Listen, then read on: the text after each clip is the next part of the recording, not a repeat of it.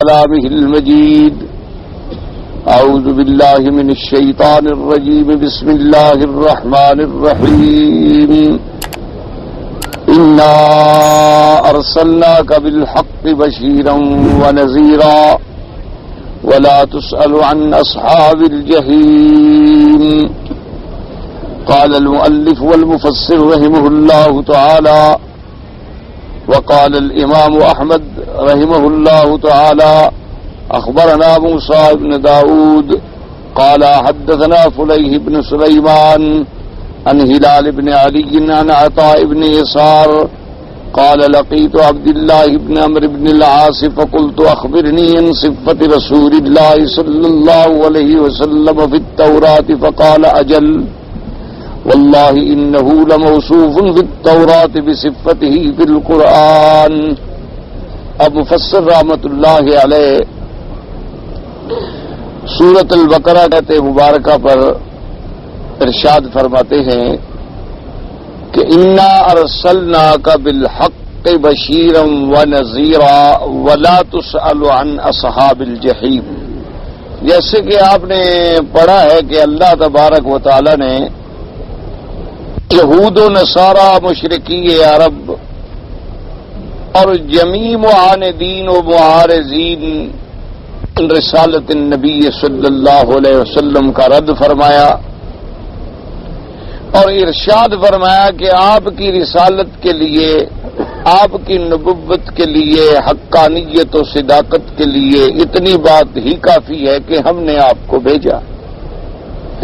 جب بھیجنے والا یہ تصدیق فرما دے کہ میں نے بھیجا ہے تو اب معترض کو اعتراض کرنے کا کوئی حق ہی نہیں. اصولی بات ہے. اب بھی دنیا میں اگر کسی ملک نے کسی کو سفیر بنا کے بھیجا ہو، جب بھیجنے والے کا آرڈر موجود ہو، حکم موجود ہو، تو کسی کو اعتراض کرنے کا کوئی حق نہیں پہنچتا. اب یہ ضروری نہیں ہوتا کہ جس ملک میں وہ سفیر بنا کے بھیجا جائے اس ملک والے یہ کہیں کہ نہیں، بادشاہ ہمیں خود آ کے کہے کہ آپ ہمارے سفیر ہیں یا آپ ہمارے قاصد ہیں. یہ بات تو عقل اور نقل کے بھی خلاف. اور پھر اگر آپ غور کریں تو حضور صلی اللہ علیہ کیا گیا، کسی پیغمبر کے لیے نہیں کیا. علیہ السلام کو تو نبوت ملی لیکن شریعت نہیں تھی، کوئی احکام نہیں تھے، کوئی کتاب نہیں تھی. سب سے پہلی شریعت کی ابتدا جو ہوئی ہے وہ ہے حضرت سیدنا نوح علیہ السلام سے. تو اب نوح علیہ السلام سے لے کر سیدنا عیسیٰ علیہ الصلوات والتسلیم تک جتنے پیغمبر تشریف لائے تمام شان والے ہیں. لا نفرق بین احد من الرسل، ہم سب پر الحمدللہ ایمان رکھتے ہیں. لیکن کسی پیغمبر کے بارے میں آپ کو یہ بات نہیں ملے گی کہ اللہ پاک نے ان کے آنے سے پہلے اتنا بڑا اہتمام فرمایا ہو کہ سابقہ کتابوں میں بھی ذکر ہو، سابقہ انبیاء علیہم الصلوات والتسلیم سے بھی کوئی ان کے بارے میں عہد لیا گیا ہو. اللہ تبارک و تعالی نے جتنی اہتمام یعنی حضور صلی اللہ علیہ وسلم کے لیے فرمایا ہے، آپ کی عظمت شان ہے چونکہ آپ کی نبوت قیامت تک کے لیے تھی. آپ کے بعد کوئی نبی نہیں، آپ کے بعد کوئی رسول نہیں، اور سلسلہ جانا ہے ہزاروں سال تک. تو اس لیے اتنا اہتمام کیا گیا ہے کہ ما سوا اس انسان کے اللہ نے جس کی عقل چھین لی ہو یا جس کے دلوں پہ مہریں لگ گئی ہوں، اگر وہ عقل سلیم سے ذرا سا بھی غور کرے تو اسے حضور کی صداقت نظر آ جائے. اس لیے آپ دنیا میں دیکھیں کہ بڑے بڑے مذاہب کے لوگ جو گزرے ہیں، یہودی گزرے، عیسائی گزرے، ہندو، بدھ مت اور بڑے بڑے مذاہب کے لوگ گزرے ہیں، جو بھی ان میں سے ذرا بھی کوئی منصف مزاج قسم کا آدمی تھا اس نے اعتراف کیا حضور صلی اللہ علیہ وسلم کی فضیلت، حضور کی شان میں کتابیں لکھی، حضور صلی اللہ علیہ وسلم کی شان میں قصیدے لکھے، حضور صلی اللہ علیہ وسلم کی شان میں مدحیہ اشعار لکھے. یہ علیحدہ بات ہے کہ ہر آدمی نے تعریف جو ہے وہ اپنے عقل کے مطابق کی، لیکن انہوں نے اعتراف کیا حضور صلی اللہ علیہ وسلم کی فضیلت. اور یہ سلسلہ صرف حضور کے شان میں آپ کو ملے گا کہ ابھی حضور پیدا بھی نہیں ہوئے اور اللہ تبارک و تعالی تمام نبیوں سے عہد لے رہے، تمام رسولوں سے عہد لے رہے ہیں کہ جب میرے نبی کا زمانہ آئے لتؤمنن بہ ولتنصرنہ،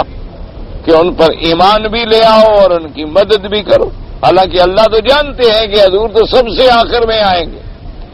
لیکن ان مواعید اور مواثیق کے لینے کا مقصد کیا تھا کہ اس مسئلے کی اہمیت جو ہے، عظمت جو ہے وہ دنیا پہ واضح کر دی. جیسے کہ اللہ تبارک و تعالی نے اپنی ربوبیت کا وعدہ لیا کہ الست بربکم قالوا بلا. حالانکہ اللہ جانتے ہیں کہ کتنے لوگ ہیں جو پھر جائیں گے،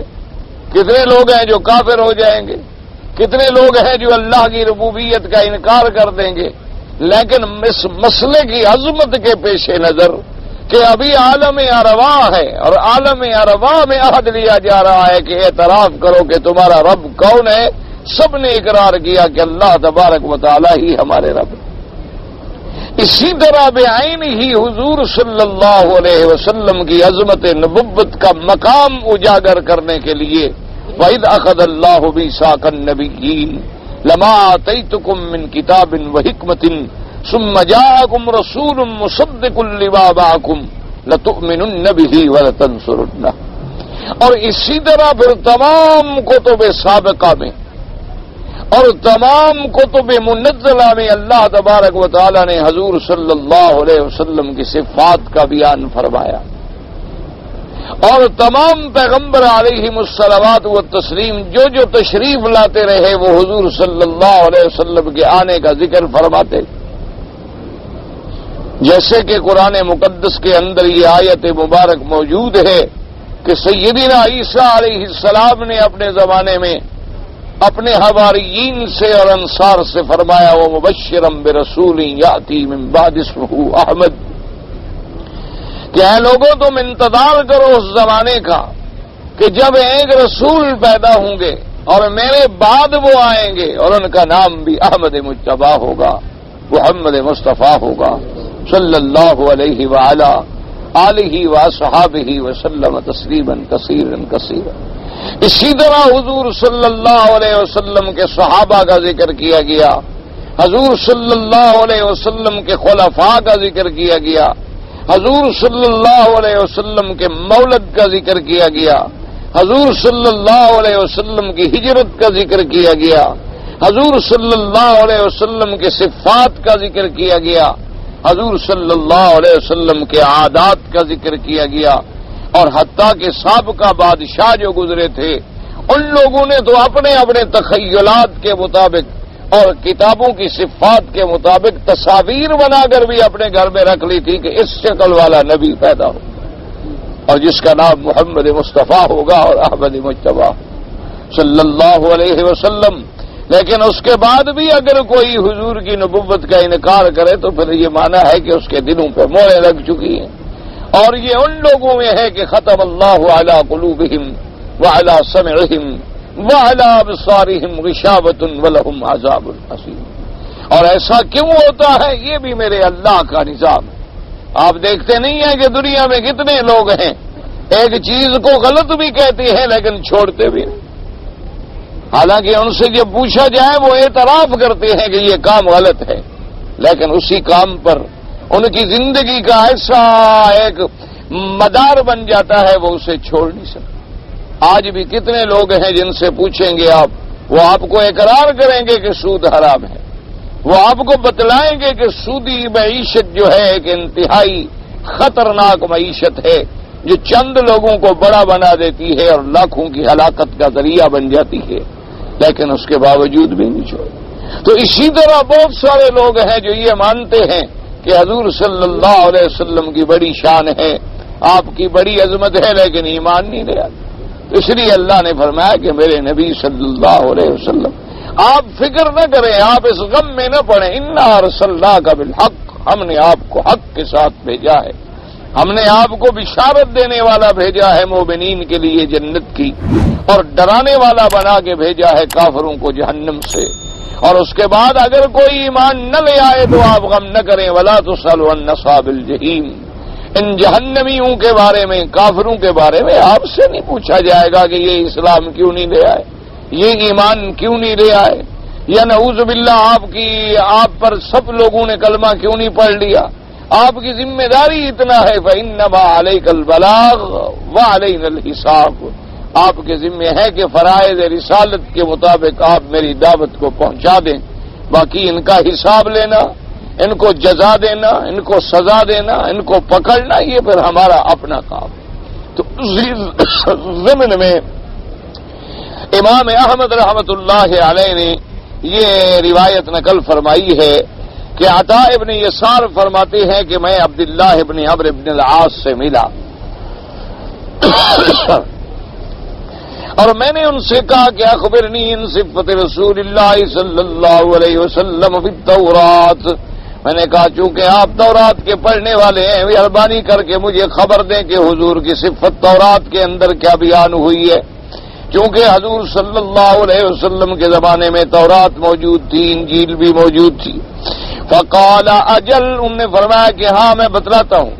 اور اس کے بعد انہوں نے ارشاد فرمایا واللہ انہ لموصوف فی التوراۃ بصفته فی القرآن۔ حضرت عبداللہ ابن عمرو ابن العاص نے فرمایا کہ خدا کی قسم ہے، اللہ تبارک و تعالیٰ کے نبی جی کی جو صفتیں قرآن میں موجود ہیں بے عینی ہی انہی صفتوں کے ساتھ آپ کا ذکر جو ہے وہ تورات کے اندر بھی موجود ہے، جیسے اللہ نے قرآن میں فرمایا یا ایھا النبی انا ارسلناک بالحق بشیرا ونذیرا، اسی طرح فرماتی ہیں قرآن پاک کے اندر بھی موجود ہے اور تورات میں بھی موجود ہے کہ یا ایھا النبی انا ارسلناک شاہدا ومبشرا ونذیرا، اے میرے پاک نبی تحقیق ہم نے آپ کو بھیجا ہے گواہ بنا کر، اور ہم نے آپ کو بھیجا ایمان والوں کے لیے بشارت دینے والا اور کافروں کو ڈرانے والا، وحرزا للأمیین، اور ایسی قوم جن کے پاس کوئی کتاب نہیں آئی تھی ان کے لیے سب سے بڑی جا پناہ۔ وَأَنْتَ عَبْدِي وَرَسُولِي، آپ میرے عبد بھی ہیں میرے رسول بھی ہیں، سمیتک المتوکل، اور ہم نے آپ کا نام جو ہے متوکل یعنی اللہ پہ توکل رکھنے والا، چونکہ حضور صلی اللہ علیہ وسلم سب سے زیادہ اللہ پہ توکل کرنے والے تھے۔ حضور صلی اللہ علیہ وسلم ہر بات میں آپ ہمیشہ وظیفہ پڑھتے لا حول ولا قوت الا باللہ العلی العظیم۔ حضور صلی اللہ علیہ وسلم میری امت اگر کبھی سوال کرو تو سیدھا اللہ سے سوال کرو، وَإِذَا اسْتَعَنْتَ فَاسْتَعِنْ بِاللَّهِ، اور اگر مدد پکڑو تو اللہ کے ساتھ مدد پکڑو، وَإِذَا تَوَكَّلْتَ فَتَوَكَّلْ عَلَى اللَّهِ، اور جب کسی پہ بھروسہ کرو تو اللہ کی ذات پہ بھروسہ کرو، کیونکہ اگر مخلوق پہ بھروسہ کرو گے تو مخلوق تو خود فانی ہے، مخلوق تو خود محتاج ہے جو خود فنا ہونے والا ہے، پھر تیرا توکل کس کام کا؟ تم اس ذات پہ توکل کرو جس نے ہمیشہ رہنا ہے، هو الاول والآخر والظاہر والباطن، اس لیے آپ کی یہ صفت بھی ہے لا فظ ولا غلیظ ولا سخاب فی الاسواق، کہ حضور صلی اللہ علیہ وسلم سخت ترشروڑی تھے اور ایسی غلیظ زبان استعمال کرنے والے نہیں تھے کہ آپ کی زبان مبارک سے کوئی ایسا لفظ نکلے جو دوسرے کے لیے بھاری معلوم ہو، ولا سخاب فی الاسواق، اور محمد پاک کی یہ صفت مبارک تھی کہ وہ بازاروں میں شور مچانے والے نہیں تھے، یعنی حضور صلی اللہ علیہ وسلم اگر ضرورت کے لیے، تجارت کے لیے، کاروبار کے لیے تشریف لے جاتے، لیکن آپ کی یہ شان نہیں تھی کہ شور مچائیں اور آوازیں کریں اور اپنی چیزوں کو بیچنے کے لیے، بلکہ ہر کام میں اعتدال تھا۔ وَلَا يَدْفَعُ بِالسَّيِّئَةِ السَّيِّئَةَ، حضور نے کبھی برائی کا بدلہ برائی سے نہیں دیا، وَلَٰكِن يَعْفُو وَيَغْفِرُ، حضور صلی اللہ علیہ وسلم کے ساتھ اگر کسی نے زیادتی کی تو آپ نے معاف فرما دیا، آپ نے بخش دیا، یعنی حضور صلی اللہ علیہ وسلم نے کبھی گالی کا جواب گالی سے نہیں دیا۔ لوگوں نے کانٹے بچھائے راستے میں، حضور پاک نے دعائیں کی اللہم اہد قومی فإنہم لا یعلمون۔ حضور صلی اللہ علیہ وسلم کو اگر کسی نے سخت بھی کہا، سست بھی کہا، کوئی لفظ آپ کی شان کے خلاف بھی کہا لیکن حضور پاک نے ہمیشہ معافی عطا فرما دی، اور حضور پاک نے اپنی جان کے لیے، اپنی ذات مبارک کے لیے کبھی کسی سے بدلہ نہیں لیا۔ وَلَن يَقْبِضَهُ حَتَّى يُقِيمَ بِهِ الْمِلَّةَ إِلَّا وَجَاءَ بِأَن يَقُولُوا لَا إِلَٰهَ إِلَّا اللَّهُ وَيَفْتَحَ بِهِ أَعْيُنًا عُمْيًا وَآذَانًا صُمًّا وَقُلُوبًا غُلْفًا انفرد بِإِخْرَاجِهِ البخاری رحمہ اللہ تعالی۔ اور اللہ تبارک و تعالی نے آپ کو اس وقت تک زمین سے نہیں اٹھایا جب تک یہ بگڑی ہوئی امت جو تھی سیدھی نہیں ہو گئی، راستے پہ نہیں آ گئی، اور اس کے بعد جب تک کہ انہوں نے اقرار توحید نہیں کر دیا لا الہ الا اللہ، اور اسی اعلان توحید کے ساتھ اللہ پاک نے ان کی اندھی آنکھوں کو روشنی عطا فرما دی، ان کے بند کان جو تھے حق سننے سے بند تھے ان کو کھول دیا، اور ان کے دل جو غلافوں میں پڑے تھے اللہ نے انشراح صدر کر دیا حضور پاک صلی اللہ علیہ وسلم کے ساتھ۔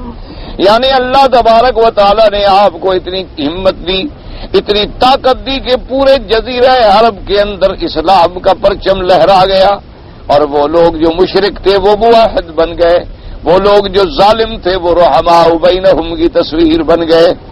وہ لوگ جو لوگوں کو ڈاکے مار کے لوٹا کرتے تھے وہ ان لوگوں میں بن گئے کہ یؤثرون علی انفسہم ولو کان بہم خصاصہ، وہ دوسرے کو ترجیح دینے لگے اپنی جان پر حضور صلی اللہ علیہ وسلم۔ اسی لیے جو آج بھی الحمدللہ نظر انصاف سے دیکھنے والے لوگ ہیں وہ یہ اعتراف کرتے ہیں کہ اگر صحیح معنی میں انقلاب برپا کیا ہے تو وہ حضرت محمد الرسول اللہ صلی اللہ علیہ وعلی آلہ وسلم تسلیما کثیرا کثیرا نے۔ دنیا میں بڑے بڑے انقلاب آئے لیکن کوئی معاشی انقلاب آیا، یعنی صرف پیٹ کا مسئلہ حل کیا گیا۔ کسی انقلاب کے اندر کوئی خاص عنوان سامنے تھا، اس کے پیش نظر انقلاب آیا، لیکن سب سے بڑا انقلاب تو حضور اکرم صلی اللہ علیہ وسلم لے آئے کہ عقیدے میں بھی انقلاب آیا، عمل میں بھی انقلاب آیا، سیرت میں بھی انقلاب آیا، صورت میں بھی انقلاب آیا، کہ وہ بھیڑیے اور وحشی قوم جن کا قتل کرنا، شرابیں پینا، ڈاکے مارنا جو ہے بایا افتخار تھا، ان کو ایسا بنا دیا کہ قرآن نے ان کی خود فوٹو کھینچا ہے، اشداء علی الکفار رحماء بینہم، کہ میرے مدنی کے صحابہ کو دیکھو تو کفر کے مقابلے پہ چٹان بن جاتے ہیں، آپس کے اندر مہربان ہیں، اور ان کی عملی زندگی ایسی ہے تراہم رکعا سجدا، کہ جب ان کو دیکھو گے تو کوئی رکوع میں ہے، کوئی سجدے میں ہے، یبتغون فضلا من اللہ ورضوانا، اللہ کے فضل اور رضا کے طالب ہیں، سیماہم فی وجوہہم من اثر السجود، اور رات کو کثرت عبادت کی وجہ سے ان کی پیشانیوں پر وہ نور توحید اور نور عبادت چمکتا ہے، اور وہ علامات ان کے چہروں سے نظر آتی ہے۔ یعنی آپ اندازہ فرمائیں کہ پوری دنیا عاجز ہے، یعنی آج تک بھی اور شاید قیامت تک بھی کوئی کہ حضور کے صحابہ کی جیسی ایک جماعت پیدا کر سکے۔ تو اس لیے اللہ تبارک و تعالی نے حضور صلی اللہ علیہ وسلم کے ساتھ جو وعدہ فرمایا وہ کامیاب ہوا، دین مکمل ہو گیا، نعمتیں پوری ہو گئیں، اور پوری دنیا پہ اللہ تبارک و تعالی نے آپ کے دین کو پھیلایا۔ تو یہ تمام صفات جو ہیں جیسے قرآن مقدس میں موجود ہیں تورات و انجیل میں بھی موجود ہیں۔ فرواہ فی البیوع محمد بن سنان فلی به وقال تابعه عبد العزیز بن ابی سلمۃ عن ہلال وقال سعید عن ہلال عن عبد الله بن سلام ورواه في التفسير عن عبد الله عن عبد العزيز بن ابي سلمة عن هلال عن عبد الله بن عمرو بن العاص به ذكرنا له فعبد الله هذا هو ابن صالح كما سرى به في كتاب الادب وزعم ابن مسعود الدمشقي انه عبد الله بن رجاء وقد رواه الحافظ ابو بكر بن مرتضى في تفسير هذه الايه من البقره عن احمد بن الحسن بن ايوب عن محمد بن عبد بن البراء عن المعافى بن سليمان عن فلي به وزاد قال اتى ثم لقيت كعب الاحبار فسالته فما اختلفا في حرف الا ان كعبا قال بلغت اعینا عمومی واذانا سمومی وقلوبا غلوفا۔ اب عطا فرماتے ہیں کہ اس کے بعد میں نے کعب احبار کو بھی میں ملا، چونکہ کعب احبار جو تھے ان کے پاس بھی سابقہ کتابوں کا بڑا ذخیرہ تھا اور سابقہ کتابوں کا علم تھا، ان سے بھی میں نے حضور پاک صلی اللہ علیہ وسلم کی صفت کے بارے میں پوچھا. فرماتی ہیں انہوں نے بھی کوئی اختلاف نہ کیا، اسی طرح وہ صفتیں بیان کی جو پہلے مجھے عبداللہ ابن عمرو بن العاص نے سنائی تھی. ہاں البتہ تھوڑا سا الفاظ میں اتنا فرق ضرور تھا کہ پہلی روایات میں یہ تھا کہ یفتوی اعینا امیا واذانا صما وقلوبا غلفا، یا لفظ اعینا عموما واذانا صما وقلوبا غلفا، یعنی معنی تو ایک ہے، ترجمہ بھی ایک ہے. تو کعب احبار نے بھی وہی صفتیں بیان کی. تو حضور صلی اللہ علیہ وآلہ آلہ وصحابہ وسلم تسلیما کثیرا کثیرا کو اللہ نے ارشاد فرمایا کہ اے میرے نبی ان مخالفوں کی باتوں کا آپ غم نہ کریں. آپ کی صداقت تو قرآن میں بھی موجود ہے، آپ کی صداقت تو تورات میں بھی موجود ہے، آپ کی صداقت تو انجیل میں بھی موجود ہے. یہ ایمان لانا نہیں چاہتے، یہ تو محض فساد بچانا چاہتے ہیں. ان کا مقصد محض اعتراض برائے اعتراض ہے. یعنی اگر کوئی معجزہ مانگے اور ہم آپ کو وہ معجزہ عطا بھی فرما دیں تو یہ ایمان نہیں لے آئیں گے، پھر یہ کسی دوسرے معجزے کا مطالبہ شروع کر دیں. جیسے کہ حضور صلی اللہ علیہ وآلہ وصحابہ وسلم تسلیما کثیرا کثیرا کہ سب مکے والوں نے کچھ معجزات کا مطالبہ کیا کہ یہ پہاڑ ہٹ جائیں، یہاں چشمے نکل آئیں، کھیتی باڑی ہو جائے، باغ اگائیں مکہ پاک کے اندر. حضور صلی اللہ علیہ وسلم کے دل میں بھی خیال آیا کہ اللہ تبارک و تعالیٰ کے آگے کوئی مشکل تو ہے نہیں. اگر اللہ تبارک و تعالیٰ یہ ساری باتیں مجھے عطا فرما دیں تو شاید یہ مکے والے ایمان لے آئیں. تو اللہ تبارک و تعالیٰ نے جبریل علیہ السلام کو بھیجا. اللہ نے فرمایا کہ اے میرے نبی پر سنت اللہ ہے، یہ پھر ہماری بات سن لیں کہ جب کوئی قوم مطالبہ کر کے کوئی معجزہ مانگے اور وہی معجزہ ان کے مطالبے کے مطابق ان کو دے دیا جائے اور پھر وہ ایمان نہ لے آئیں تو پھر اس قوم کو ہم ہمیشہ کے لیے مٹا دیتے. جیسے کہ آپ دیکھ لیں کہ قوم صالح علیہ السلام نے خود معجزہ مانگا، اللہ کے نبی کے پاس آئے، کہنے لگے کہ ہم آپ کی نبوت کا اقرار کریں گے لیکن ایک شرط ہے کہ اس پہاڑ سے ایک اونٹنی نکل آئے، اونٹنی نکل آئے اور وہ اونٹنی گابن ہو اور اس کے بعد دودھ دینا شروع کرے اور ہم پھر اس کا دودھ بھی پئیں، پھر ہم ایمان لے آئیں گے آپ پر، آپ کو نبی مان لیں گے. حضرت صالح علیہ السلام اللہ کے پیغمبر تھے، انہوں نے بڑی نصیحت کی، بڑا سمجھایا کہ بھائی اللہ سے معجزات کا مطالبہ نہ کرو، کیونکہ جب کوئی چیز مانگی جائے اور مل جائے اور پھر آدمی ایمان نہ لے آئے تو پھر اللہ کا عذاب آ جاتا. انہوں نے کہا کہ نہیں، یہ بالکل ہم تو پکے ہیں. حضرت صالح علیہ السلام نے دعا کی، اللہ تبارک و تعالی نے آپ کو معجزہ عطا فرمایا کہ ان کے سامنے پتھر سے ایک اونٹنی نکل آئی، اور اتنی عظیم اونٹنی ماشاء اللہ کہ وہ ایک دن جو دودھ دیتی تھی تو ساری قوم کو دودھ کافی ہو جاتا تھا. اور پھر اللہ نے حکم فرما دیا کہ جو پانی کا چشمہ ہے ایک دن تم دودھ پیا کرو اور پانی جو ہے وہ چھوڑ دیا کرو اونٹنی کے لیے، اور ایک دن جو ہے تم پانی پیا کرو اور اونٹنی پانی نہیں پیے گی. اور ایک طریقے سے تمہارے لیے ہم نے حصہ کر دیا کہ ایک دن دودھ استعمال کرو اور پانی اونٹنی استعمال کرے گی، اور ایک دن پانی جو ہے استعمال کرو اور دودھ آپ کو نہیں ملے گا. تو چند دنوں تک تو اس پہ چلتے رہے اور کچھ عرصے کے بعد جناب پھر وہی اپنے کفر پہ آ گئے، کہنے لگے یہ کیا ہے، ہم روز دودھ پینے کے لیے پابند ہیں، سارا پانی جو ہے اونٹنی پی جاتی ہے اور ہم پانی پینے سے محروم رہتے ہیں، یہ اچھا جانور ہے کہ اس کی وجہ سے ہم پانی بھی نہ پیے. لہذا آپ نے کم لوگوں کو تیار کیا کہ بھئی اس اونٹنی کو ختم کرو. تو اس اونٹنی کو جب ذبح کیا گیا تو اللہ کے عذاب نے پکڑ لیا. تو حضور صلی اللہ علیہ وسلم نے فرمایا، اللہ تبارک و تعالی نے ارشاد فرمایا کہ میرے نبی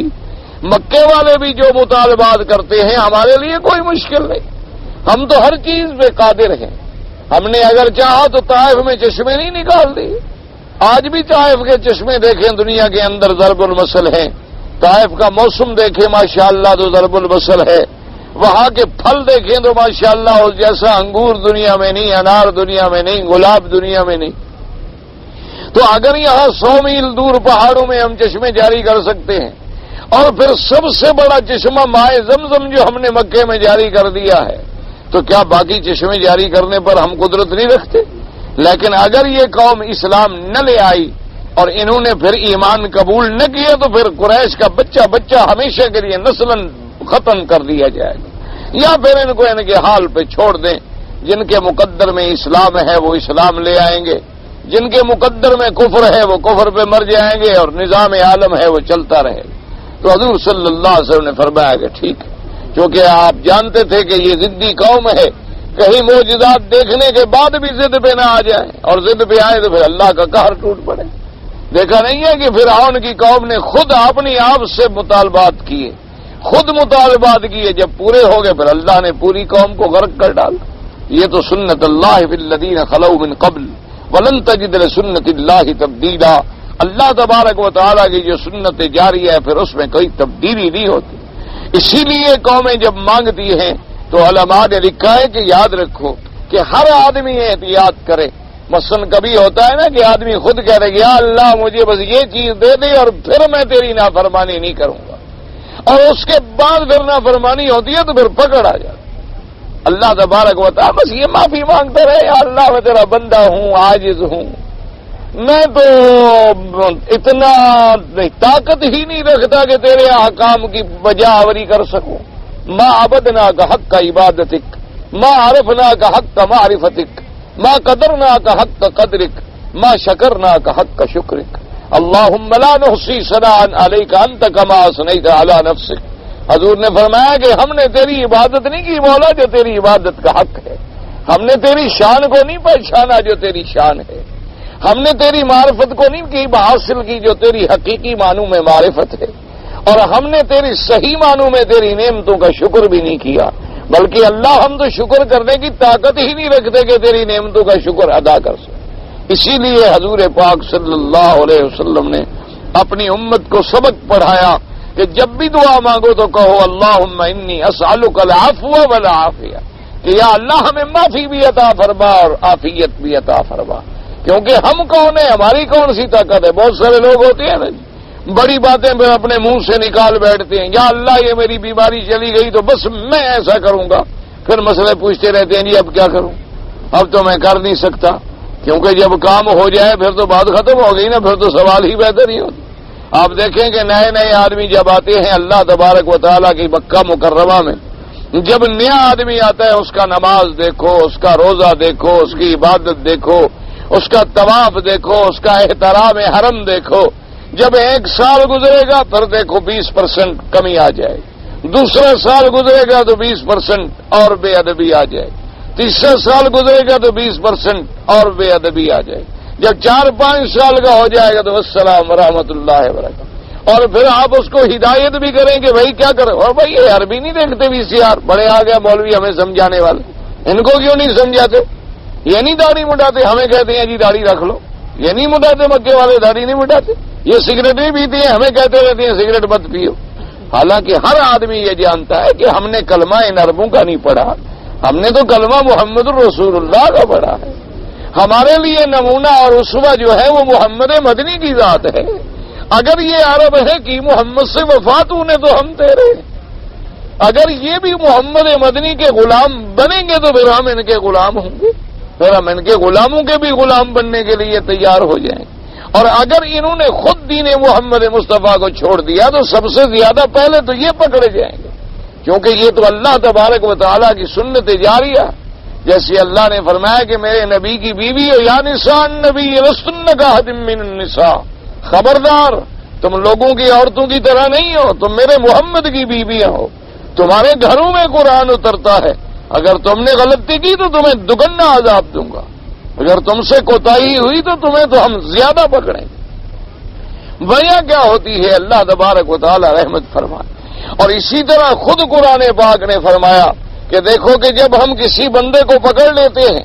ہم کسی بندے پر سختی بھیجتے ہیں، بیماری بھیجتے ہیں، دکھ بھیجتے ہیں، تو مجھ سے بڑی چوڑی چوڑی دعائیں کرتا ہے اور روتا ہے.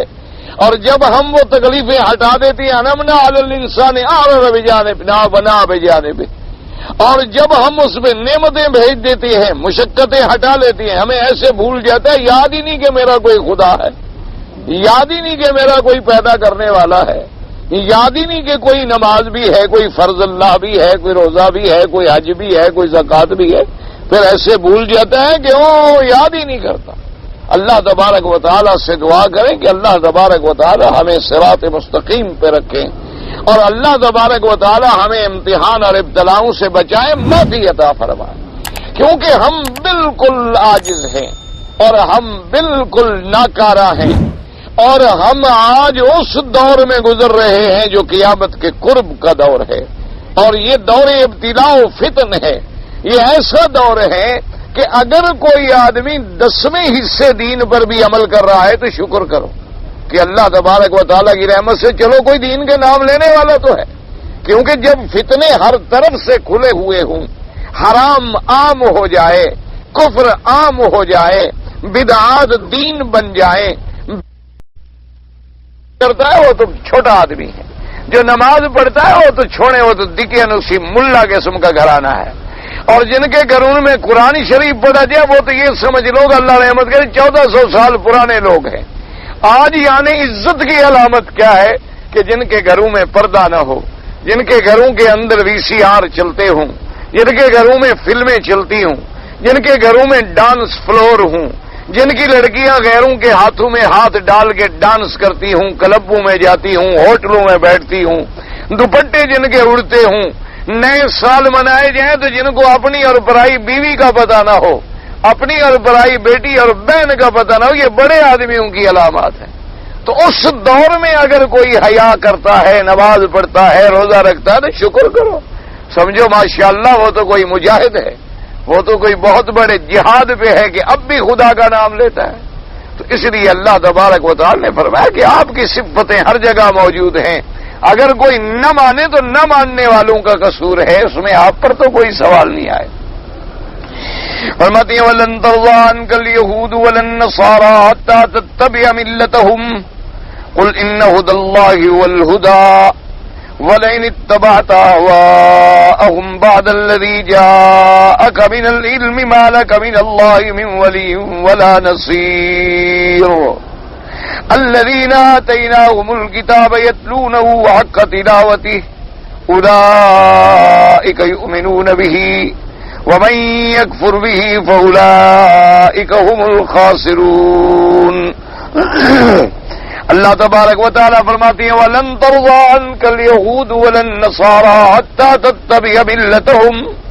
اے میرے مدنی صلی اللہ علیہ وسلم ہرگز نہیں راضی ہوں گے آپ سے یہود اور نصارہ جب تک کہ آپ ان کے طریقے کی اتباع نہ کریں، ان کی پیروی نہ کریں۔ اور اس کے بعد فرما دیجئے قل ان ھدی اللہ والہدی،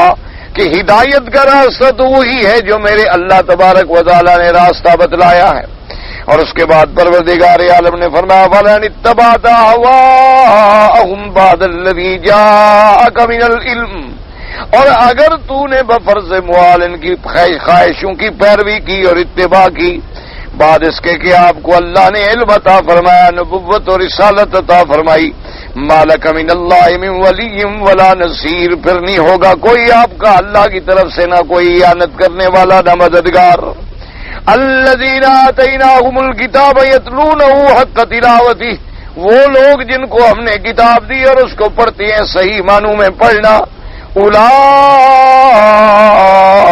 یؤمنون بہ، وہی لوگ ہیں جو اس پہ ایمان لانے والے ہیں، ومن یکفر بہ، اور جو اس سے کفر کرنے والے ہیں، فاولئک هم الخاسرون، اور وہی لوگ ہیں توٹے والے۔ اب ان آیات مبارک میں ایک اسلوب جدید اختیار کیا گیا۔ پہلے جب یہودیوں نے، کافروں نے، نصرانیوں نے، مشرکین مکہ نے میرے مدنی کی نبوت پہ اعتراض کیا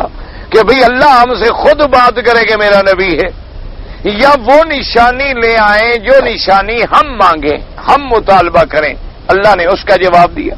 وَقَالَ الَّذِينَ لَا يَعْلَمُونَ لَوْلَا يُكَلِّمُنَا اللَّهُ أَوْ تَأْتِينَا آیَةٌ، یہ جاہل ہیں جو مطالبہ کرتے ہیں کہ خدا خود ہم سے بلا واسطہ بات کرے یا وہ نشانی لائے جو ہم چاہتے ہیں۔ اللہ نے فرمایا اسی طرح ان سے پہلے جو کافر گزرے وہ بھی اسی قسم کے بےہودہ سوالات کیا کرتے تھے۔ تشابہت قلوبہم، ان کے تو دل کافروں کے گویا ایک ہے، ان کے شبہات بھی ایک ہیں، ان کے اعتراضات بھی ایک ہیں، ان کے جھوٹے دلائل بھی ایک ہیں، اللہ نے فرمایا میرے مدنی قد بینا الآیات، ہم نے تو بڑی بڑی نشانیاں آپ کو عطا فرمائی ہیں، لیکن شرط یہ ہے کہ ان نشانیوں پر وہ لوگ فائدہ اٹھاتے ہیں لقوم یوقنون، جو ایمان لانے والے ہیں۔ یہ ایک جواب دیا گیا اللہ تبارک و تعالی۔ اس اسلوب کے بعد پھر پروردگار عالم نے فرمایا کہ آپ کو کسی شہادت کی بینہ کی ضرورت ہی کیا ہے، آپ کا تو وجود خود دلیل ہے، آپ کی تو نبوت اور رسالت کا میں خود گواہ ہوں۔ انا ارسلناک بالحق بشیرا ونذیرا، تحقیق ہم نے آپ کو بھیجا ہے خوشخبری دینے والا مومنوں کو اور ڈرانے والا کافروں کے لیے۔ اور اس کے بعد فرمایا ولا تسأل عن اصحاب الجحیم، اگر یہ ایمان نہیں لے آتے آپ غم نہ کریں، ان کے بارے میں آپ سے کوئی سوال نہیں ہوگا۔ آپ کا کام میری دعوت کو پہنچانا ہے، تبلیغ فرمانا ہے۔ کوئی ایمان لے آئے تو اس کا اپنا فائدہ ہے، اور ایمان نہ لے آئے اس کا اپنا نقصان ہے۔ آپ سے یہ سوال نہیں پوچھا جائے۔ اب یہاں ایک قاعدہ بیان فرما دیا میرے اللہ نے، فرمایا میرے مدنی صلی اللہ علیہ وسلم آپ جتنی ہمدردی کریں، آپ جتنی دلائل کا انبار لگا دیں، آپ یہود اور نصارہ کو سمجھانے کے لیے جتنی محنت فرمائیں، یہ کبھی راضی نہیں ہو سکتے۔ یہ تو ایک شکل میں راضی ہو سکتے ہیں نعوذ باللہ کہ آپ اپنا دین چھوڑ کے ان کتابیں ہو، جب تک آپ ان کا دین اختیار نہ کریں یہ کبھی راضی نہیں۔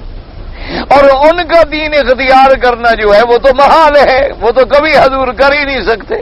کیونکہ اللہ تبارک و تعالیٰ نے انہیں حق کے ساتھ بھیجا ہے۔ اللہ تبارک و تعالیٰ نے انہیں حق کا پیغمبر بنا کے بھیجا ہے، تو وہ باطل کی پیروی کیسے کریں؟ اور اسی میں یاد رکھو ایک سبق دیا گیا امت محمد مصطفیٰ صلی اللہ علیہ وسلم کہ آپ یہود و نصارہ کی کتنی خوش آمدیں کر لیں، آپ ان کے کتنی شرائط مان لیں، آپ ان کے کتنی خیر خواہ بن جائیں، آپ ان کے کتنی بہی خواہ بن جائیں، آپ ان کے کتنی ہمدرد بن جائیں، وہ کبھی آپ سے راضی نہیں ہو سکتے جب تک کہ آپ یہودی یا نصرانی نہ بن جائیں۔ تو اس لیے ایک بات واضح ہو گئی کہ کبھی کوئی کافر فرقہ، کبھی کوئی گم کردہ راہ فرقہ جو ہے، کبھی کوئی ضال اور مضل جو ہے وہ آپ پہ راضی نہیں ہو سکتا جب تک کہ آپ اپنا حق کا دین چھوڑ کے اس کی پیروی نہ کریں۔ تو اگر مسلمان ہے وہ اسلام نہیں چھوڑ سکتا تو نتیجہ کیا نکلا کہ کبھی کافر تمہارا خیر خواہ ہو ہی نہیں سکتا۔ اسی لیے اللہ تبارک و تعالی نے بیان فرما دیا کہ اللہ پاک نے ارشاد فرما دیا لا تتخذوا اليهود والنصارى اولیاء بعضهم اولیاء بعض، اے ایمان والو یہود و نصارہ سے دوستی مت کرو، ان کی دوستیوں پہ اعتماد مت کرو، ان پر ہی کان مت کرو۔ یہ تو آپس میں کافر ایک دوسرے کا دوست ہو سکتا ہے، مسلمانوں کا دوست تو نہیں ہو سکتا۔ اسی لیے اب آپ تاریخ عالم پہ نظر ڈال کے دیکھ لیں کہ پوری دنیا میں مشرق سے لے کر مغرب تک اور شمال سے لے کر جنوب تک کفر جس رنگ میں ہے، ان کے نام تو علیحدہ ہو سکتے ہیں لیکن الکفر ملت واحدہ، کفر ہے اور وہ ایک جماعت ہے، اور ان کا سب سے بڑا دشمن جو ہے وہ اسلام ہے، سب سے بڑا دشمن جو ہے وہ ایمان ہے، سب سے بڑا دشمن جو ہے وہ شریعت حقہ ہے۔ وہ ہر جگہ کفر، یعنی آپ دیکھ لیں کافر سب کچھ برداشت کر سکتا ہے لیکن اسلام کو برداشت نہیں کر سکتا۔ اس لیے اللہ پاک نے تو قرآن میں یہ بات کھول دی، یعنی 1400 سال پہلے سے یہ بات واضح ہو گئی۔ تو جب اللہ نے فرما دیا کہ یہ آپ کے کبھی نہیں ہو سکتے تو وہ ہمارے کیسے ہو سکتے؟ اللہ نے فرما دیا یہ آپ سے کبھی راضی نہیں ہو سکتے، حقیقت بات ہے۔ ہاں یہ ہو سکتا ہے کہ تم یہودی بن جاؤ، تم نصرانی بن جاؤ، تم اپنا دین حق کا چھوڑ دو۔ اچھا اسی طرح دیکھو آج کل ہمارے بڑے سے بڑے بعض ہمارے ہوتے ہیں نا، بعض مولوی صاحبان، بعض مبلغ حضرات یا بعض ہمارے دین والے لوگ بھی ہوتے ہیں، تو وہ بیچارے کوشش کرتے ہیں کہ بھئی ہم کسی باطل کے ساتھ نہ ٹکرائیں، ان کا مقابلہ نہ کریں، ان سے سخت بات نہ کریں، کسی بدعت والے سے نہ لڑیں، کسی بغض صحابہ والے سے جھگڑا نہ لیں، کسی بغض اہل بیت والے کی کھلی مخالفت نہ کریں، ان سے ملتے ہیں، ان کی مجلسوں میں جاتے ہیں، ان کے دعوتوں میں شریک ہو جاتے ہیں، اور دل میں یہ ہوتا ہے کہ جی ہم نرمی اختیار کر کے ان کو قائل کریں گے اور راستے پہ لے آئیں گے، لیکن آپ یقین فرمائیں کتنے لوگوں کو وہ لے آئے ہیں آج تک؟ کوئی ایک آ گیا؟ کبھی اہل بدعت آپ سے راضی نہیں ہو سکتا، آپ لاکھ نرمی کریں، جب تک آپ اس کے ساتھ جا کے قبر پہ سجدہ نہ کرو، اسی طریقے سے بدعات نہ کرو، وہ کبھی تمہیں مسلمان ماننے کے لیے بھی تیار نہیں۔ لاکھ یعنی آپ جناب شیعہ کو یقین دلائیں کہ بھئی ہم اہل بیت کے غلام ہیں، ہم اہل بیت کو مانتے ہیں، ہم حضرت علی رضی اللہ تعالیٰ عنہ کے غلام ہیں، حضرت حسن حسین کے غلام ہیں، اور ہمارا ایمان ہے، ہمارا عقیدہ، اب لاکھ زور لگائیں، جو مرضی آئے کہتے رہیں، وہ آپ سے کبھی راضی نہیں ہوگا جب تک کہ آپ بغض صحابہ کا اعلان نہ کریں اور صحابہ کو گالی نہ دیں۔ سوال پیدا کریں، یہ کہہ دے گا کہ بھئی ہاں یہ ذرا نرم آدمی ہے، یا زیادہ سے زیادہ یہ کہہ دے گا سنی تو ہے لیکن اس میں بھی دین نہیں رہا، غیرت نہیں رہی، ایمان نہیں رہا، یہ بھی ہمارے ساتھ ملا رہتا ہے، لیکن خیال کرنا ہمارا نہیں ہے، یہ ان کا۔ کبھی سوال پیدا نہیں ہوتا، جو نرمی کرنے والے لوگ ہیں نا، مجھے بتلائیں کتنے لوگوں کو انہوں نے جناب شیعہ کو انہوں نے سنی بنا دیا، مثال دے دے، جھگڑے کی بات نہیں۔ اچھا کتنے ہمارے اپنے لوگ ہوتے ہیں کہ وہ جناب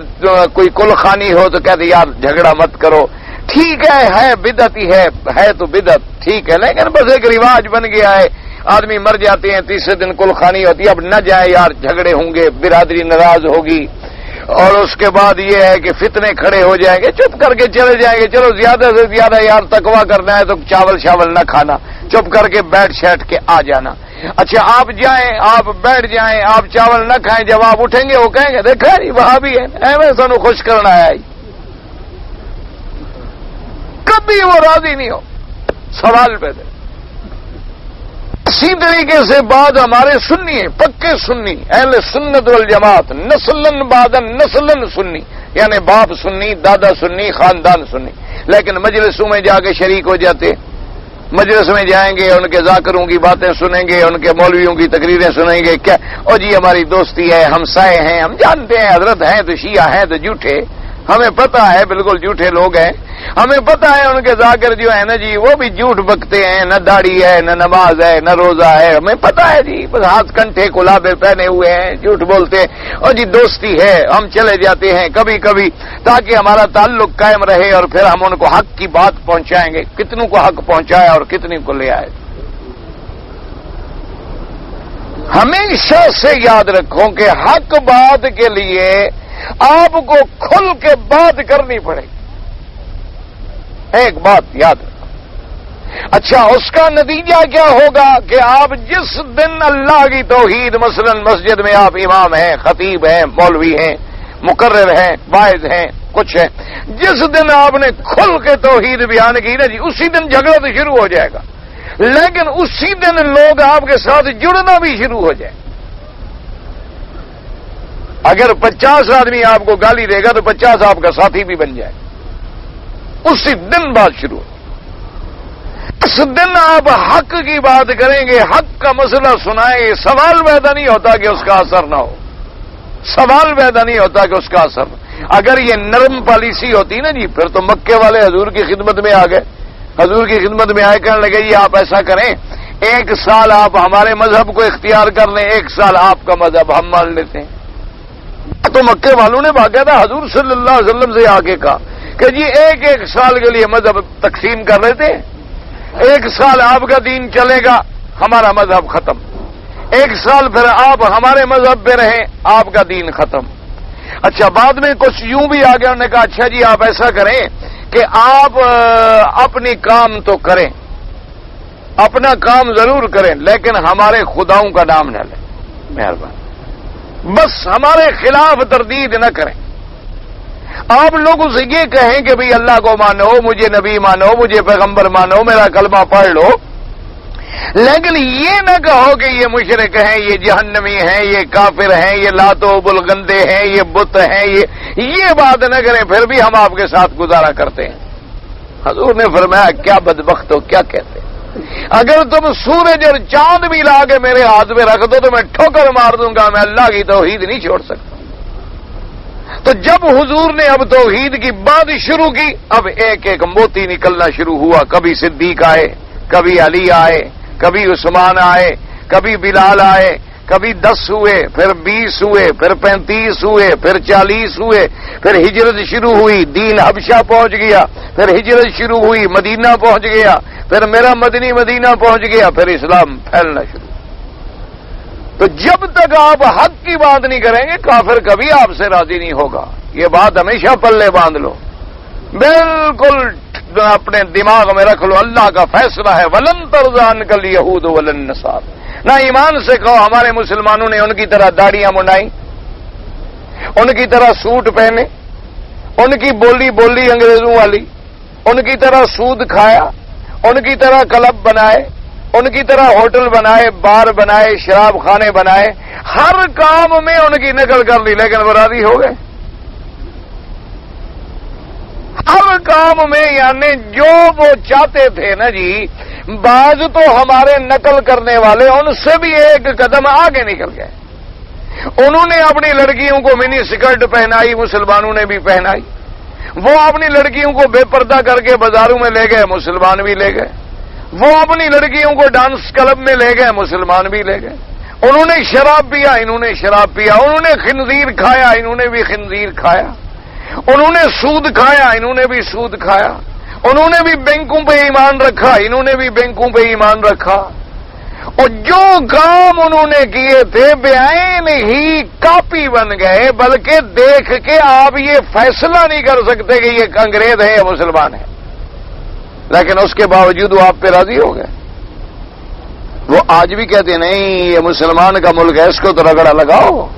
حالانکہ ان کو پتا ہے کہ ان میں 90% رہنے والا تو ہماری برادری کا آدمی ہے، ہمارے کہنے پہ چلتا ہے، ہماری شکل بناتا ہے، ہماری صورت بناتا ہے، ہمارے مدرسوں میں پڑھتا ہے، ہماری ڈگریاں لے کے نوکری لیتا ہے، اس کے باوجود بھی وہ راضی نہیں ہو کہتے ہیں نہیں ابھی ہے تو مسلمان نا، ابھی یہ کہتا تو ہے نا کہ میں مسلمان ہوں، یہ نام تو لیتا ہے نا اسلام کا، کچھ بھی ہو جائے یہ نام لینا بھی ان کو برداشت نہیں، اس لیے کہ اللہ نے فرمایا وَلَن تَرْضَىٰ عَنْكَ الْيَهُودُ۔ اور یاد رکھو ایک نفی ہوتی ہے لا کے ساتھ، ایک نفی ہوتی ہے لم کے ساتھ، اور ایک نفی ہوتی ہے لن کے ساتھ، یہ نفی تعبید کے لیے ہوتی ہے، ہمیشہ یاد رکھیں۔ جیسے قرآن نے فرمایا اِلَّمْ تَفْعَلُوا وَلَن تَفْعَلُوا، اللہ نے فرمایا کہ تم زمانے ماضی میں بھی میرے قرآن کا مقابلہ نہیں کر سکے اور آئندہ قیامت تک بھی نہیں کر سکو گے، تو وہاں بھی دونوں لفظ آئے تھے اِلَّمْ تَفْعَلُوا وَلَن تَفْعَلُوا۔ اسی طرح اللہ نے یہاں بھی فرمایا وَلَن تَرْضَىٰ عَنْكَ الْيَهُودُ وَلَا النَّصَارَىٰ حَتَّىٰ تَتَّبِعَ مِلَّتَهُمْ۔ اللہ نے فرمایا میرے مدنی ہرگز نہیں کبھی راضی نہیں ہوں گے آپ سے یہود و نصارہ جب تک کہ آپ ان کی ملت، ان کے طریقے کی اتباع نہ کریں۔ اچھا یاد رکھو یہود و نصارہ کا تو نام لیا گیا کیونکہ حضور کے زمانے میں یہ دو مذہب زیادہ مشہور تھے، یہودیوں کا اور نصرانیوں، یہی وہ لوگ تھے جو دعویٰ کرتے تھے اہل کتاب ہونے کا، تو اس لیے مشرکین مکہ کا تو کوئی مذہب ہی نہیں تھا نا جی، مشرکین مکہ کے پاس نہ تو کوئی کتاب تھی نہ کوئی ان کے پاس دلیل تھی، ان کے پاس تو یہ تھا کہ جو پتھر اچھا لگا وہ خدا بنا لیا اور گندا لگا تو پھر پھینک دیا۔ مشرکین مکہ کا کیا تھا، یعنی اپنے خدا جیب میں رکھتے تھے، راستے میں چلے گئے کوئی اور اچھا خوبصورت سے پتھر مل گیا وہ خدا پھینک دیا کہ نہیں خدا جیب میں رکھ لے گا، چلو جی اب یہ ہمارا خدا ہے، اس خدا کو ہم نے چھٹی دے دی۔ کوئی کبھی لات کو پوجنا شروع کر دیا، کبھی حبل کو شروع کر دیا، کبھی منات کو، کبھی عزا کو، کبھی کسی کو، کبھی کسی کو، ان کا تو کوئی مذہب تو تھا نہیں، مشرک کا تو کوئی مذہب نہیں ہوتا نا جی، جہاں کوئی جھنڈا نظر آیا ہاتھ جھکا کے گردن جھکا کے کھڑا ہو گیا، مشرک کا کیا مذہب ہوتا ہے؟ جہاں کوئی سبز غلاف ڈال دو وہ یہ بھی پوچھنے کے لیے تیار نہیں ہوتا کہ قبر بھی ہے کہ نہیں ہے، آپ سبز غلاف ڈال دیں، جھنڈی پہ ڈال دو، کسی درخت پہ ڈال دو، کسی ویسے ٹیلے پہ ڈال دو اور کہو کہ رات مجھے پتہ چلا کہ یہاں ایک بزرگ دفن ہے، وہ ٹھیک ہے کام شروع ہو گیا۔ کسی نے یہ تحقیق کرنے کی بھی ضرورت محسوس نہیں کرنی ہے کہ کیا واقعی کوئی اللہ کا بزرگ یہاں دفن بھی ہوا تھا کہ نہیں ہوا تھا۔ اچھا کہیں کوئی زندہ پیر بنا دیں گے، کہیں کوئی غازی پیر بنا دیں گے، کہیں کوئی صحابی پیر بنا دیں گے، یعنی حضور کے صحابہ وہاں دفن ہے، آج تک کسی نے تحقیق نہیں کی بھئی کون سے صحابہ، ان کا نام کیا تھا، کس ملک سے تشریف لائے تھے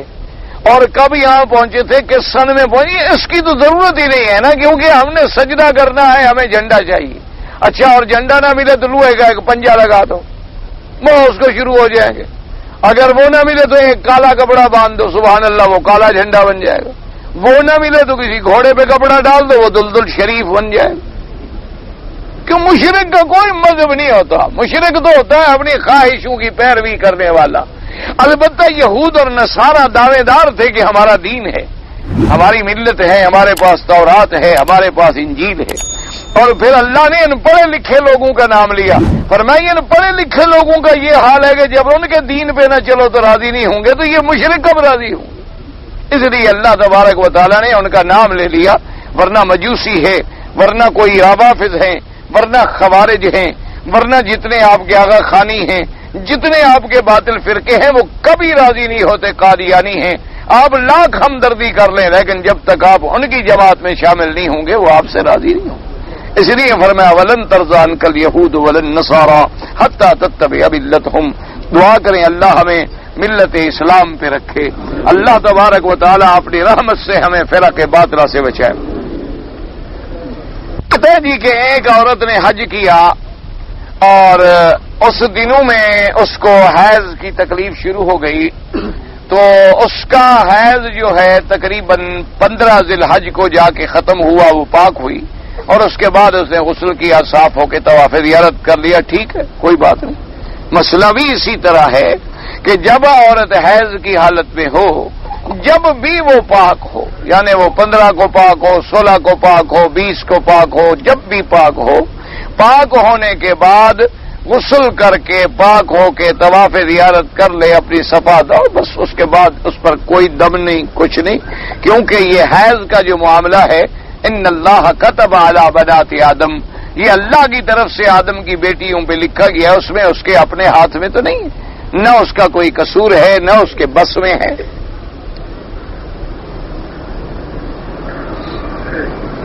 ہاں یہ علیحدہ بات ہے. اب ایک اور مسئلہ ہے کہ اگر ایک عورت مثلا پاک ہو گئی 15 تاریخ کو، لیکن اس نے کہا کہ نہیں رش ہے تو لہذا میں 25 کو کروں گی، تو پھر تو دم ہو گئی، اس لیے کہ اس نے تاخیر کی اور اس دوران میں خاوند سے بھی ملی ہے تو لا شک فی ذالک، پھر آرام سے دم دیں. بالکل اس میں تو کوئی شبہ نہیں، خود بھی اور خاوند صاحب بھی. کہتے ہیں جی کہ مجھے عربی میں دعائیں پڑھنی نہیں آتی، اگر میں طواف کے اندر اردو کے اندر دعائیں کرتا رہوں، عربی دعائیں پڑھنا طواف کے اندر تو کوئی شرط نہیں ہے. حضور صلی اللہ علیہ وسلم نے طواف میں صرف سبحان اللہ والحمد للہ لا الہ الا اللہ اللہ اکبر وللہ الحمد، اور اس کے بعد رکن یمانی اور حجر اسود کے درمیان ربنا آتنا فی الدنیا حسنۃ وفی الآخرۃ حسنۃ وقنا عذاب النار. تو عربی دعائیں پڑھنا طواف میں کوئی ضروری نہیں ہے. آپ کوئی دعا بھی نہ پڑھیں، جو آپ کو یاد ہے، کلمہ شریف، درود شریف، سبحان اللہ، الحمدللہ، اللہ اکبر، یا اپنی زبان میں جو کچھ اپنی اللہ سے مانگتے رہیں، کوئی بات نہیں. طواف جو ہے وہ 7 چکروں کا نام ہے، طواف کسی دعا پڑھنے کا نام نہیں ہے. حجر اسود سے شروع کریں اور حجر اسود پہ 1 چکر. اسی طرح جب 7 چکر پورے ہو جائیں، البتہ طواف ادب سے کریں،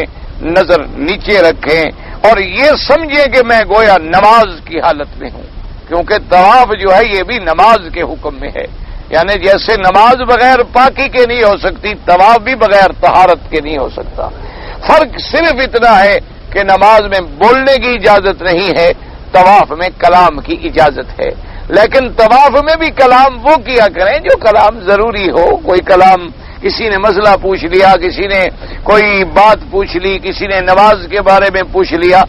بلا وجہ دنیاوی باتیں نہ کیا کریں، کیونکہ دنیاوی باتیں جو ہیں وہ تو مسجدوں میں مطلقاً کرنا بھی منع ہے. فی بیوت اذن اللہ ان ترفع ویذکر فیہا اسمہ ویسبح لہ فیہا بالغدو والآصال، اور خاص طور پہ حالت طواف میں تو اور زیادہ. باقی کوئی دعا ضروری نہیں، جو اللہ کا ذکر تمہیں یاد ہے وہ کرتے رہو. کہتا ہے کہ لوگ جو ہیں جی جبل سور پہ اور غار ہرا پہ جاتے ہیں تو یہ کوئی حکم نہیں،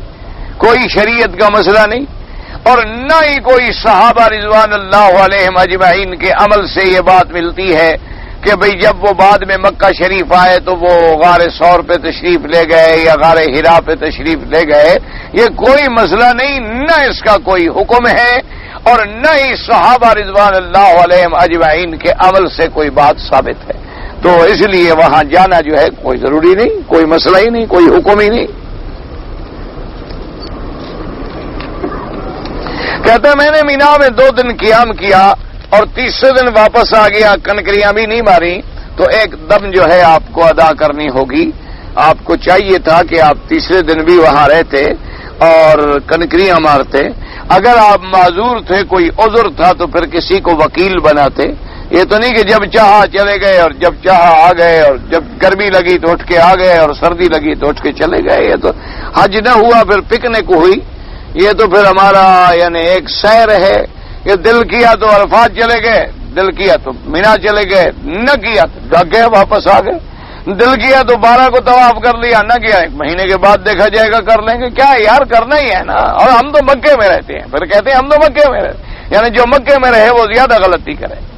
حالانکہ مکے میں رہتے ہوئے تو آپ کو اور زیادہ حج صحیح کرنا چاہیے کہ آپ کو دین سیکھنا آسان ہے،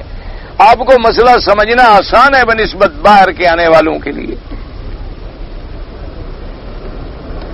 کہتے ہیں جی اگر کسی پر دم پڑ جائے، مثلا دم واجب ہو گیا، تو دم کا گوشت جو ہے اگر دم جبر ہے، یعنی اس نے کوئی غلطی کی اور اس پہ دم لگ گیا، تو اس کا گوشت وہ خود بھی نہیں کھا سکتا اور کسی غنی آدمی کو بھی نہ دے، یعنی دولت مند بھی نہ کھائے۔ باقاعدہ یہ موجود ہے کہ فقراء حرم، یعنی حرم مکہ کے غرباء اور فقراء پہ وہ تقسیم کیا جائے۔ اصل میں یہی تو میرے اللہ کا ایک نظام ہے کہ غنی آدمی تو ہفتے میں ہفتہ پورا گوشت کھاتا رہتا ہے۔ اللہ نے ایک نظام رکھا، کبھی صدقۃ الفطر رکھ دیا،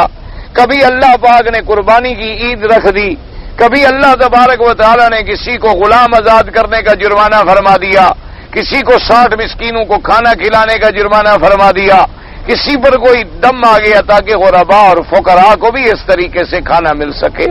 اور تمہارے گناہوں کا ازالہ ہو سکے اور کفارہ ہو سکے۔ تو اگر تم دم کا گوشت خود کھا جاؤ یا بڑے آدمیوں کو کھلا دو تو وہ تو ادا ہی نہیں ہوتا۔ اس کے لیے ضروری ہے کہ آپ خود بھی نہ کھائیں اور بکری جو ہے ان لوگوں میں ذبح کر کے تقسیم کریں جو غرباء ہیں، فقراء ہیں اور مسکین ہیں، مزدور ہیں، جو بیچارے یہاں 500-800 پہ نوکری کرتے ہیں، وہ بھی غریب ہے، کیونکہ آج کے دور میں 1000 ریال بھی اگر ہو تو کیا فرق پڑتا ہے، وہ بھی مستحق ہے ان کا، اور بلکہ وہ مانگنے والوں سے زیادہ حقدار ہیں کہ وہ سوال بھی نہیں کرتے، ان لوگوں سے وہ زیادہ حقدار ہیں کہ آپ ان کو دیں۔ یہ نہ ہو کہ دم کریں اور وہ مسئلہ مشہور ہے نا کہ کوئی کسی اندھے کو شوق ہو گیا تھا خیرات کرنے کا، تو وہ جب تقسیم کرے تو بار بار اپنوں کو دیتا رہے، اس لیے ایک مسئلہ مشہور ہے کہ انا کرے خیرات ول دے اپنے انو، تو ایسا نہ ہونا کہ اتفاق سے دم پڑ گئی تو کہتے وہ بھی بڑے آدمی کے پیٹ میں جائے، بڑے آدمی کے پیٹ میں تو پہلے اجڑ کھڑے ہوئے ہیں، فکر نہ کرو، وہاں تو بہت کھڑے ہیں بکرے حلال حرام کے بہت بھرے ہوئے، غریبوں کو کھلاؤ جن کے پیٹ میں دال ہے بیچاروں۔ کہتے ہیں جی ہمارے لوگ جو ہیں کفن کا کپڑا دھو کے لے جاتے ہیں، بدعت ہے، اس کا کوئی قرآن و حدیث میں ثبوت نہیں ہے۔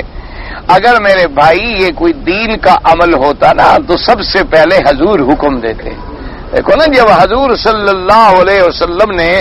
ہمیں ناک میں پانی دینا بھی سکھلا دیا تو کفن دھونا نہ سکھلا دیتے؟ یعنی خود اندازہ کرو کہ جس پاک پیغمبر نے ہمیں یہ بھی سکھلایا ہے کہ میت کو غسل کیسے دینا ہے، اور جب غسل دو تو چلو بھی اگر صابن وابون نہیں ملتے تو بیری کے پتے لے لو، وہ گرم پانی میں ڈال دو تاکہ میل کچیل جو ہے اچھی طرح دھل جائے۔ جس پاک نبی نے ہمیں مردہ نہلانے کا طریقہ بھی سکھلا دیا ہے، تو اگر یہ زمزم کے کفن دھونے سے مردے کو فائدہ ہوتا حضور نہ فرماتے کہ زمزم سے دھو کے کفن پہناؤ جلدی کرو۔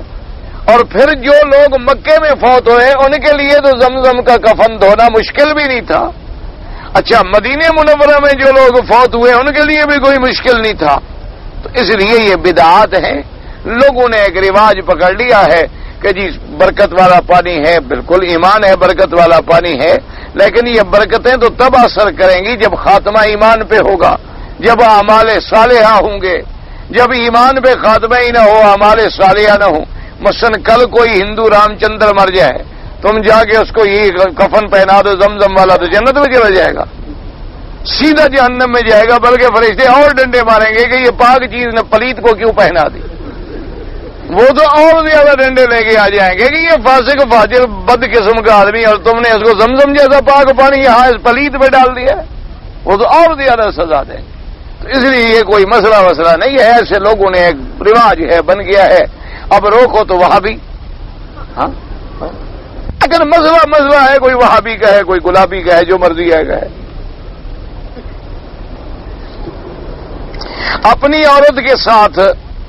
یا رات کو احتلام ہو جائے، بدن ناپاک ہو جائے تو غسل کیسے کرے؟ سب سے پہلے اپنے بدن کو دھو ڈالے، استنجا کرے، اور اس کے بعد نماز کی طرح وضو کرے جیسے وضو کرتے، پھر اس کے بعد سر پہ پانی ڈالے